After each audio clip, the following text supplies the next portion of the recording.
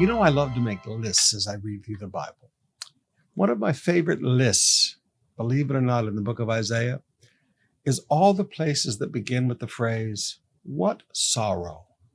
One of my favorite ones is over in the chapter 40s, I think it's 45 or 44, where it says, "What sorrow awaits for those who argue with their Creator." What sorrow awaits those who argue with their Creator. But in our text today, chapter 31, verse 1, what sorrow awaits those who look to Egypt for help, trusting in their horses, chariots, and charioteers, and depending on the strength of human armies, instead of looking to the Lord, the Holy One of Israel. Now, brothers and sisters, you know me. I'm not anti-doctor. I'm not anti-medicine. I just, please, you know, Luke is called the beloved physician who traveled around with the Apostle Paul. But I watched an interesting thing over a lifetime being your pastor. When we were poor and had nothing, we didn't depend on banks. We didn't depend on the hospitals. We didn't depend on the doctors. We didn't have any money to do any of that. We depended on God. Now, I'm not saying going to the hospital is wrong, and I'm not saying going to the bank and borrowing money to buy your car is wrong. Please don't stretch what I'm trying to say. What I'm trying to say is, at some point, we have to decide that we're not going to trust in human effort and human ability. We're not going to trust in our contacts. We're not going to trust in our friendships. We're going to put our trust in God. We're going to depend upon God. Now, beloved, when we're poor, forgive me, we have to depend on God. But as God has been good to you and as God has prospered you, it's very easy to lighten up in your prayer time. It's very easy to work on a problem with your friends rather than go sit down with God and you and God have a conversation about a problem because you depend on Him. In life, we must learn to completely depend upon God. Isaiah chapter 33, verses 5 to 6 says, "Though the Lord is very great and lives in heaven, He will make Jerusalem His home of justice and righteousness.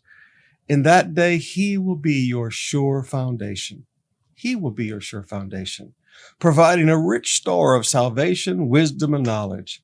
The fear of the Lord will be your treasure. Learn to put all of your trust in Him. Now, there's something else that came out in our text that, to be honest, I'm not sure I ever saw before. Look back to chapter 32, verses 16 through 20. "Justice will rule in the wilderness and righteousness in the fertile field. And His righteousness will bring peace. Yes, it will bring quietness and confidence forever. My people will live in safety, quietly at home. They will be at rest. Even if the forest should be destroyed and the city torn down, the Lord will greatly bless His people." Now notice that. Even in the times of total chaos around us, we can depend on Him because the Lord will bless His people. Now again, look at that. Even if the forest should be destroyed and the city torn down, the Lord will greatly bless His people. His promises are not determined or dependent on what's happening in the economic situation around us. Now look, continue.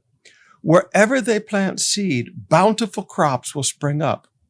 Their cattle and their donkeys will graze freely." Now notice, wherever they plant seed, bountiful crops will spring up.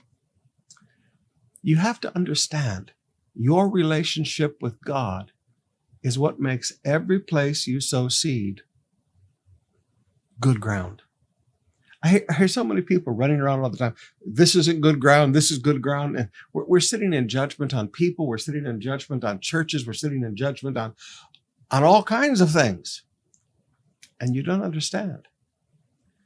The thing that makes everything good ground for you to plant is God's blessing upon your life. So maybe lighten up a little bit about worrying about good ground and realize it is your relationship with God that makes every place you plant seed good ground.